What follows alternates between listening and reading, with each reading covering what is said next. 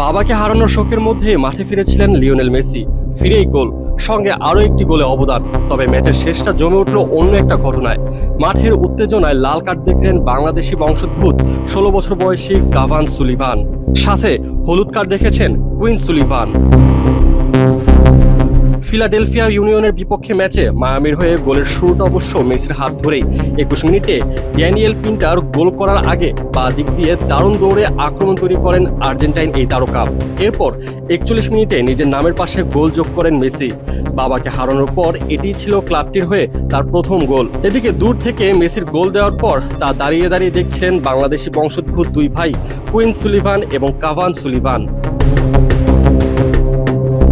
ম্যাচে মায়ামির আক্রমণ ভাগে মেসির প্রভাব ছিল একদম স্পষ্ট। এই ম্যাচে মেসির এই গোলের পর MLS-এ তার গোল সংখ্যা দাঁড়ালো 13। তাতেই শীর্ষ গোলদাতাদের তালিকায় 2 নম্বরে উঠে এসেছেন তিনি। শীর্ষে থাকা FC ডালাসের ক্রোয়েশিয়ান ফরওয়ার্ড পেতার মুসার সঙ্গে ব্যবধান এখন মাত্র 1 গোলের।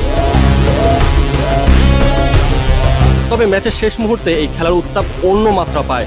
ঘটনার সূত্রপাত ফিলাডেলফিয়ার কুইন সুলিভান ও মায়ামির ইয়ান ফ্রের মধ্যকার উত্তপ্ত বাক্য বিনিময়ের মধ্য থেকে। ফ্রের একটি ফাউলকে কেন্দ্র করে পরিস্থিতি দ্রুত উত্তপ্ত হয়। পরে দুই দলের খেলোয়াড়রা ধাক্কাধাক্কিতে জড়িয়ে পড়লে সেখানে যোগ দেন মায়ামির ইয়ানিক ব্রাইট ও ফিলাডেলফিয়ার বাংলাদেশি বংশোদ্ভূত কাভান সুলিভান।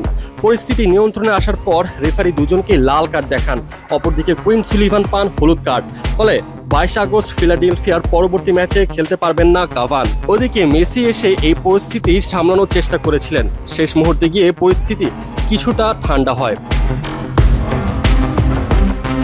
মাত্র 16 বছর বয়সে ফিলাডেলফিয়ার নিয়মিত একাদশে জায়গা করে নিয়েছেন বাংলাদেশি বংশোদ্ভূত এই মিডফিল্ডার কাভান সুলিভান। চলতি মৌসুমের 18টি ম্যাচের মধ্যে 11টিতেই শুরু থেকে খেলেছেন তিনি। গোল করেছেন 2টি। তবে তার ভবিষ্যৎ আরও বড়।